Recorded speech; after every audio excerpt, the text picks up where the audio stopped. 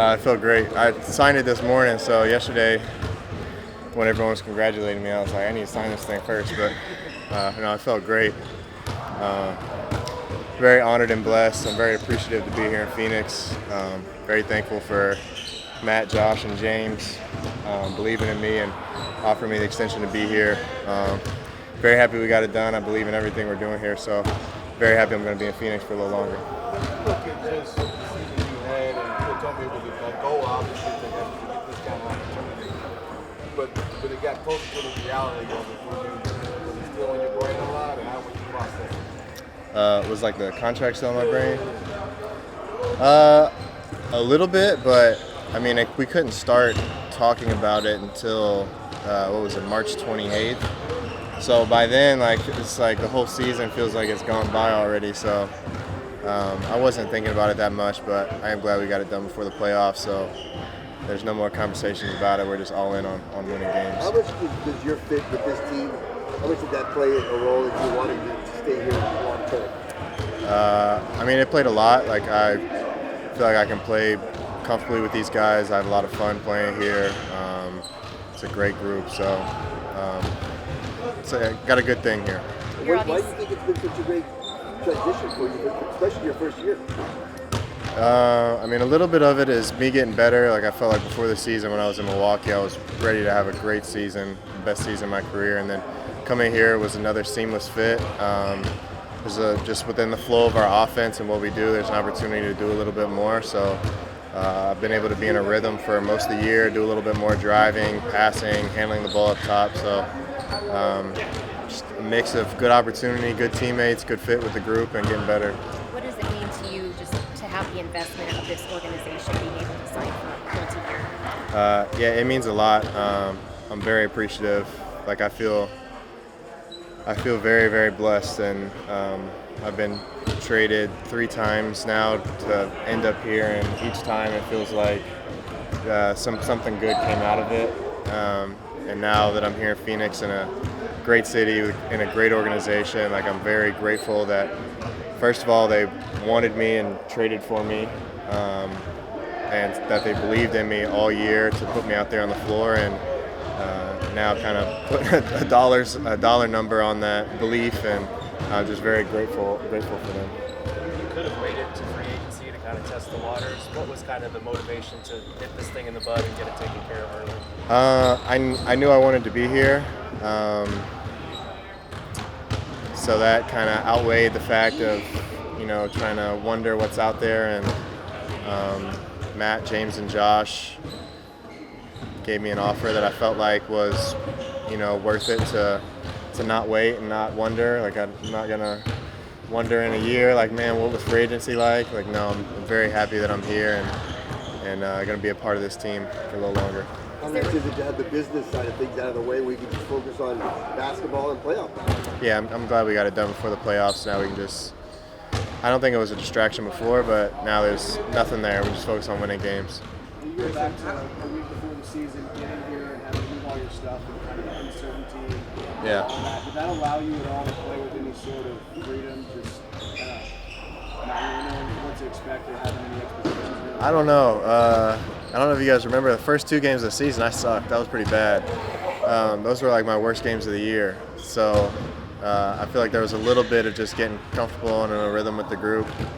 But after that, like, there was no looking back after that. Like, every game felt good. Every game felt like we were getting better. There was a little bit more continuity in the group as we went on. So I just felt like each week of the season got a little bit better, more comfortable. How would you describe? It's been an interesting year for the team. How would you describe just the regular season and the journey to this point? Yeah, interesting's a good word. I think we've been inconsistent as a group.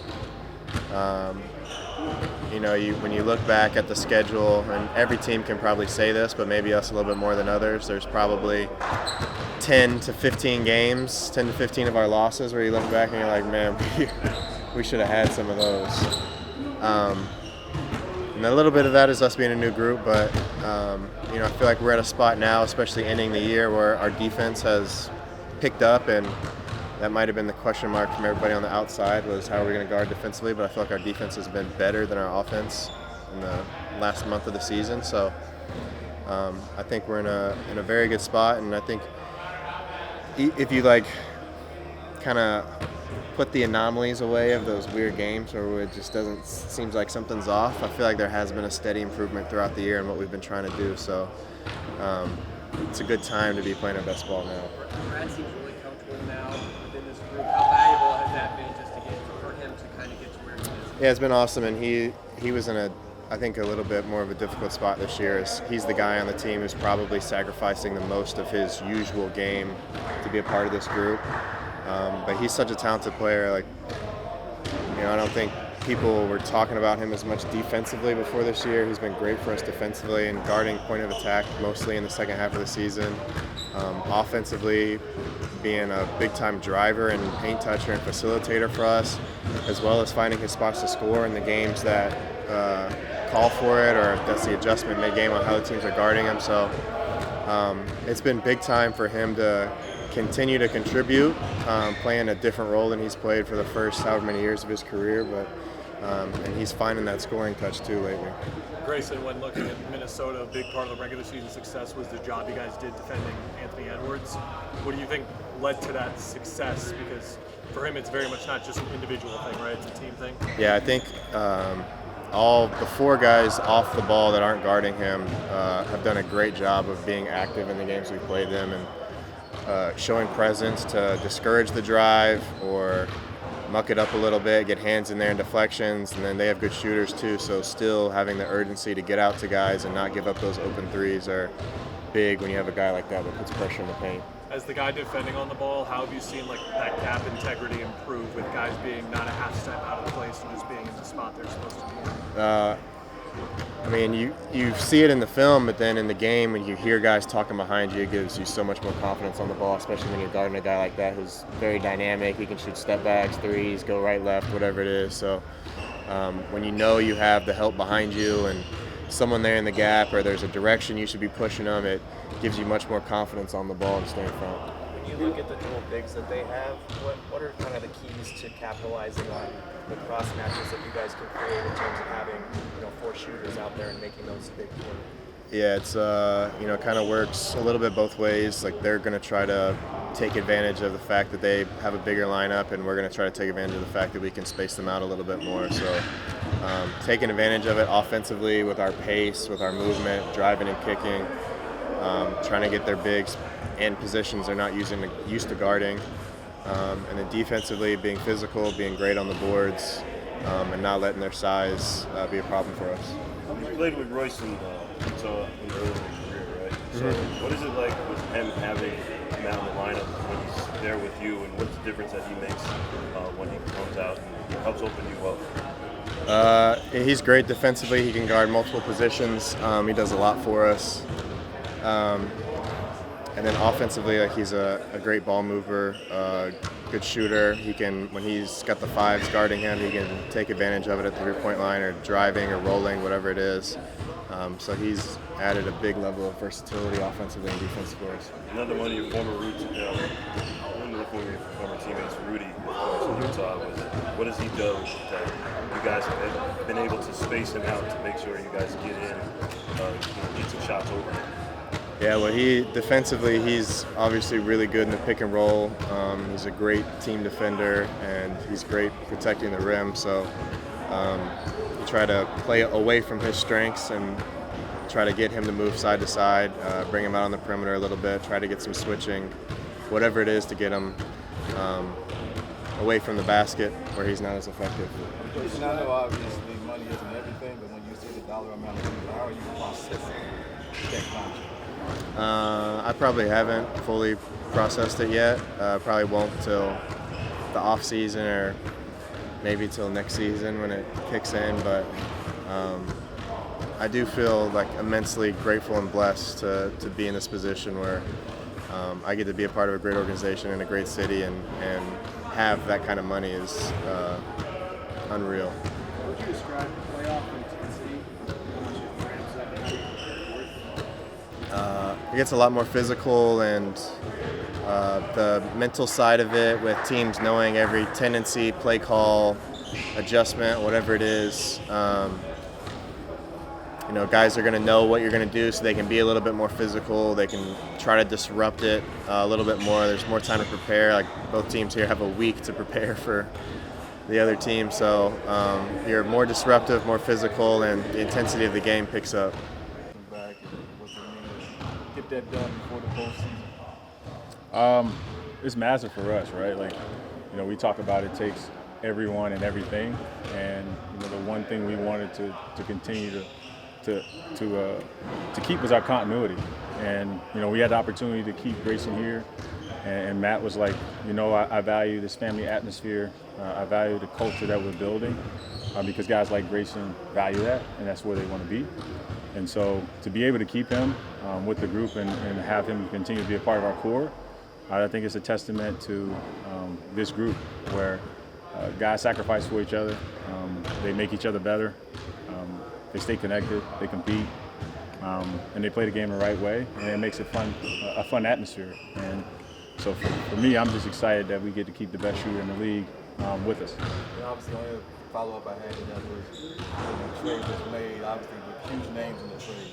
Dame, Nurkic, DeAndre, Drew, and Grayson kind of was under the radar, but you had told me that that's a guy that would fit in with us. Did you see it, though? Yeah, he's Playing one of out us. this way? He's one of us, right? He's like I said before, a selfless teammate. A guy that's played in big games, played big minutes for some really good teams. He's played with the best, and everywhere he's been, he's won. And the best players on all those teams rave. They gush about the type of player he is, but more importantly, the type of teammate he is. And so I was excited that we got him, and I think you see why we love him. James, obviously he could have tested free agency this summer, but you guys were able to nip it in the bud ahead of time. Just what was the incentive for you guys to get it done, and how gratifying is it that he was interested in taking care of this before all of that? Oh man, it was huge for us, and he said it before. Like, he wanted to be here. He wants to be here. We want him here. It's a perfect match. What we're about, he's about. We want to win at everything. And Grayson said that not only do I want to win, I want to win here in Phoenix, and I'll show you. I'll take less to come here and be a part of something special and to compete for a championship. And those are the types of players that you bet on every time. When you look at the regular season now that it's over, how would you kind of evaluate the highs and lows, obviously only having the big three for half of your games? How would you evaluate the regular season? Our team is whole now. I think, look, you look at what we've done. We won 49 games with a 6 seed. You win 49 games in the other conference, you're the 2 seed. You win 3 or 4 more games, you're talking about being the top 2, 3 seed. So you can look backwards or you can look forward. I look forward to continuing to build the momentum that we've built over the last 10 games. I think you started to see our team come together. There's always been a narrative when the big three are together, But I think if you look at our success, you see it's much deeper than that. When our team is connected, we're really, really tough to beat. What stands out to you, just what we've seen from Bradley Beal over these last few games, and just the energy and the spark that he's provided? Just the balance, right? Brad has picked his spots, and I have to credit him a lot for being patient, right? It's not easy to be the third guy. And I think the third guy not in talent, but just in usage. You come to a team with Devin and Kevin, who are 2 of the league's best scorers, and someone has to sacrifice, and so he's done that. But now he understands, he's striking a better balance of understanding he's the only Brad Beal we have. There's not a guy like him on our team or in the league that can do the things that he can do. And he's just picking the right time to show everyone what he's capable of. Watching Chris do it in Miami and then watching Brad do it in like that third role, what are some of the similarities you see with like the unselfishness that guy kind of has to have? No, it's all different. They're different players. I think on every team you have, you say the third guy, the guy that has to sacrifice the most.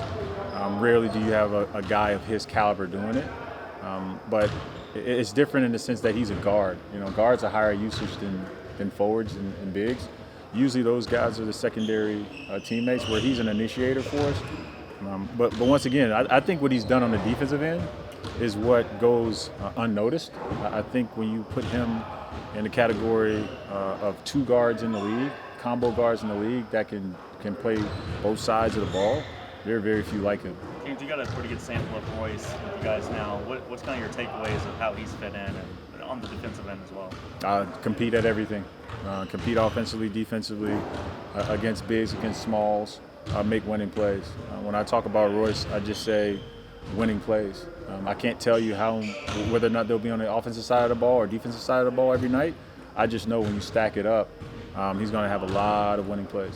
When it comes to Grayson, you said he wanted to be here. What does that say about the culture that you guys have kind of created here, where you got a guy, his comment says, hey, let's get this done early in the new. It's real. It's real. I credit Matt. Every day he talks about doing what it takes. It takes everything and everyone. And when you have that mentality and you build that type of team, that type of culture, you get the world's best investing in your team. And I look at this as an investment in our team. Grayson said he wants to invest his time, his energy, his future, his skills with us, and we're better for it. When it comes to his skill set, what is it that makes him such a good fit for this team in your opinion? He does it all. He defends, he shoots, he passes, a great second side playmaker. He makes tough plays, and he doesn't take the easy route. Offensively, it's a challenge sometimes. Defending on one end and running, cutting, and waiting for your opportunity on offensive end, but he's always locked in and engaged.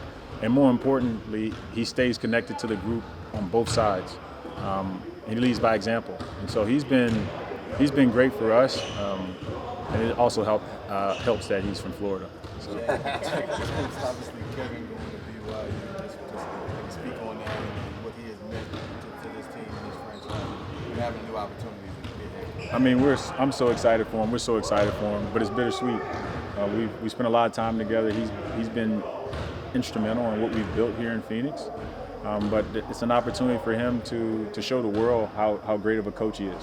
And they're extremely fortunate to have him. I know we have been, but it's bittersweet. But we have unfinished business, and we'll close it out the right way and send them home with victories.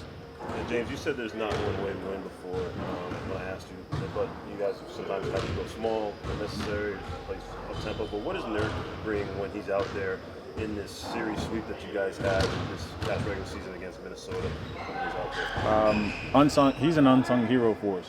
I think quietly, it doesn't get enough. He doesn't get enough credit for being one of our pillars.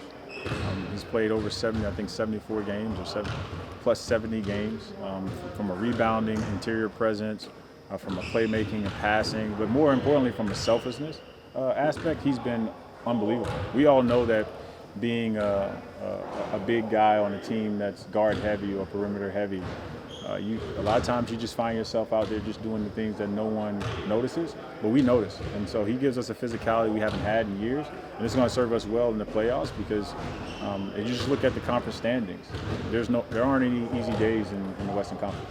James, when you look at just, I'll go back to Grayson's contract, the financial impact it had moving forward, how do you view that aspect of when Matt has been someone that basically said he's willing to do whatever, spend whatever, but that's still a heavy amount of dollars. It is. It's real money, right? Like it's not taken lightly, but I don't know how many times Matt has to say it and how many times he has to do it before people realize that he's serious about doing what it takes to win.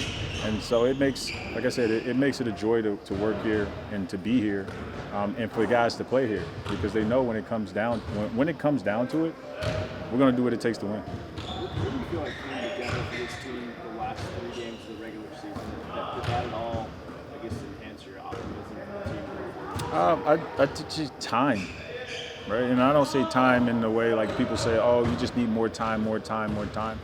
I think human nature, a lot of times you look at it and, like we do, we see the end of the season, we see the playoffs coming, and we're like, hey, we don't have any more time. You have to figure it out. You have to simplify. You have to kind of refine what you've done, and you have to accept. Like, this is my role, this is who we are, and this is what I need to do to push us forward. I think every player, coach, executive, team member for the Suns, we recognize that we just did not have more time, and we figured some things out. Maybe in the context of Brad told Amanda his time? Maybe in the context of Brad told Amanda his time? No, I mean, I think it's just the unwritten, unspoken rule of sport. every team, every person reaches a point where they're like, I don't need to think anymore. We don't need to think this through. We just need to do it, and that's where we are. How do you assess this team going into the playoffs as opposed to last year and then the year you guys went to the NBA championship? Totally different team, totally different NBA. I actually spend very little time trying to look backwards. I just look at how we're different this month versus last month and how our opponents have improved. And so in relation to our opponents, I feel like we're one of the teams that has built a tremendous amount of momentum at the end of the season, and that's what you need to carry you into a deep postseason. James, can you talk about Last two? vital it was cool to see Kevin Durant play 75 games at 35 years old and still doing that at the almost level? I don't know why everyone else is surprised. You know, like, you don't become one of the all-time greats by watching basketball. You play it. And he's a guy that spends every non-practice hour trying to figure out how he can be a better pro. And if you do that, if that's your life, you get the results that you get. Like, I'm not surprised he plays 75. I think he said the other day, like, if it weren't for someone falling into his knee, he would have played this number of games. To be honest with you, if it wasn't for for us and him just being prudent, he's the guy that would try to play 82 games because he cherishes every moment on the court. Thanks, James. Last one. I feel like at the time of the preseason, maybe it was hard to see where Cole would fit on this team. How would you just kind of describe or assess his development to where he was then to where he is now? I mean, it's night and day. I think for him coming in to this environment was great. How many young players his age get a chance to be around like legitimate Hall of Fame caliber players every single day, observe their habits, watch how they work. And it was an adjustment for him early, but he's found his lane, and I think he's done a tremendous job watching.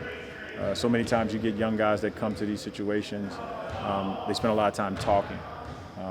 He's spent a lot of time watching and learning, and it's paid dividends for him because he's vital for us. He's something that we don't have as far as like redundancy of skill and talent.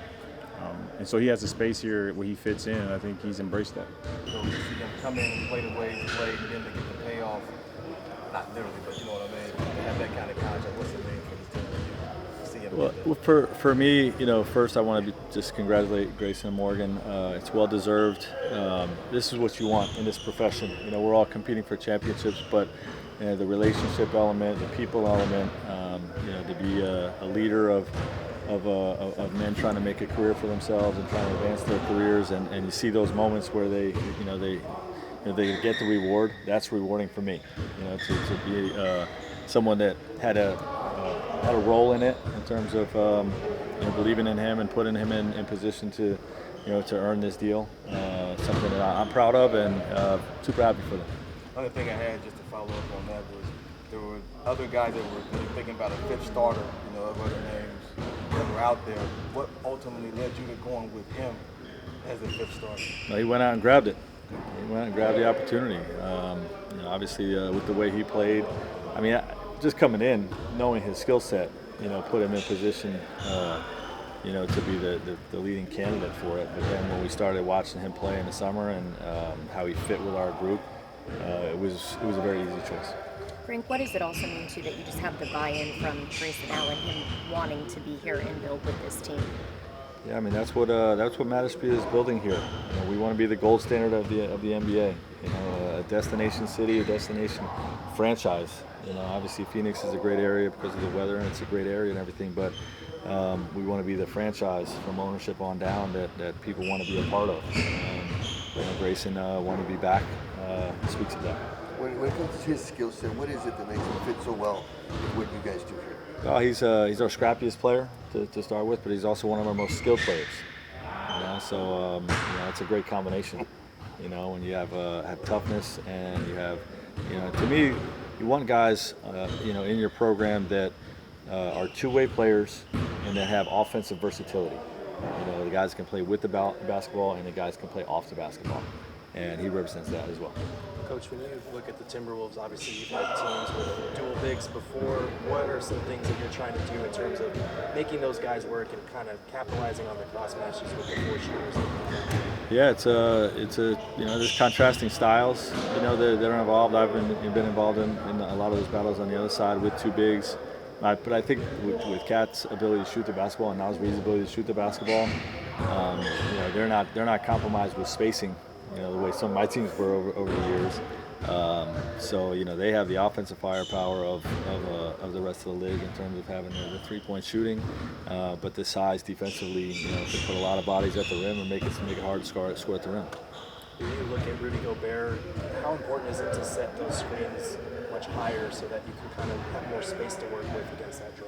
Yeah, it's not so much about how high you are. You just got to screen bodies. You got to get bodies on bodies, and you got to free up our guys. Frank, Brad got off to kind of a rough start with the injuries, and it seemed like he was trying to find his place here. Does anything stand out to you from where he was to where he is now, playing his best basketball of the season, just that journey that he's been on? I mean, I just think the journey, that's the word. It's been a one-season journey from, trying to figure it out, have an idea of what it was going to look like, and then, not getting the opportunity right away to work through all the early kinks of the fit. And, the whole first half of the season, he was either out or trying to get back, and, that was a challenge for him. It was a challenge for me, quite frankly, and for our whole group, to just try to find that right symmetry. But, hopefully, we're in a position now where we've figured a lot of it out. I think it still has, another level to reach in terms of, the balance and everything. But the way he played his final 2 games, speak highly of, how far we have come, in terms of that integration. When you say challenge for you, do you mean just like where he fit best? Yes.